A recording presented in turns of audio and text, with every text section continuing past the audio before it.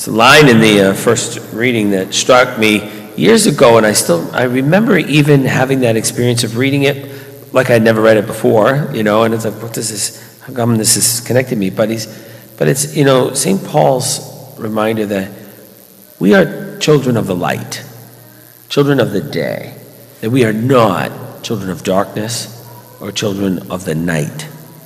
And our deeds are to be seen, right? Because what we do for everybody to see. In other words, we don't live in secret. The darkness, the idea of light and darkness is a very, very important symbol in Christianity, but it's a basic human experience of light and darkness just because of the world, the way God created it all.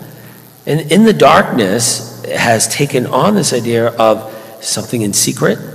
You keep it in the dark, right? It's usually where evil dwells. It's where the lie is.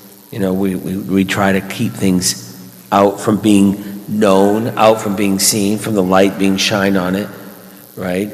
It usually catches us off guard, right? When we're in the dark, we can't see, we can't find our way. But we are children of the light. It means that we stand in the truth. Our deeds are for all people to see, so we don't play double trickery or anything like that. That we believe that's where God dwells. Whenever the image, and it's basic even way before Christianity, but wherever God was, there was light. And wherever there is evil, it's dark.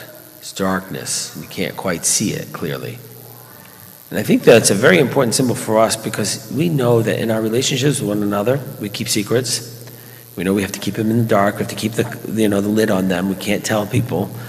Whenever that's a part of the system, usually, except for if you're going to do a surprise birthday party and you want to keep it a secret. That's one thing, obviously. We don't go there. But, if it don't tell anybody, this don't tell anybody usually follows something that's not of God. Because God's deeds is to be seen. It's for everyone to know, because we don't keep any secrets. And that's why nothing catches us off guard. Nothing is, at least for people who live in the light. And it's always been a challenge, I think, for us to bring things to the light, be living in transparency. The church always has that struggle. Families have that struggle. They keep secrets for long periods of time. And then there's that experience sometimes when finally you can't keep it a secret. You can't keep it in the dark anymore. And it comes to the light.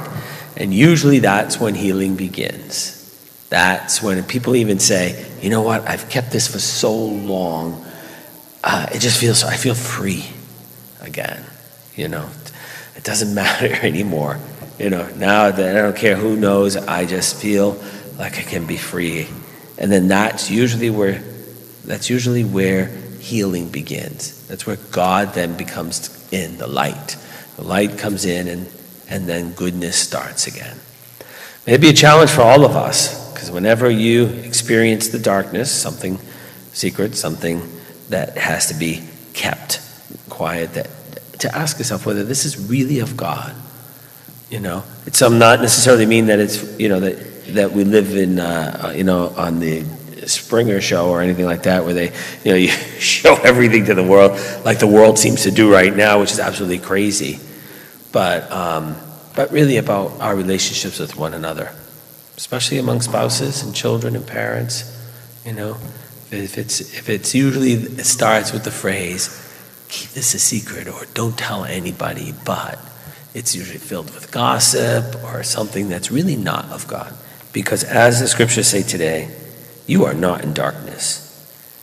All of you are children of the light, right? And children of the day.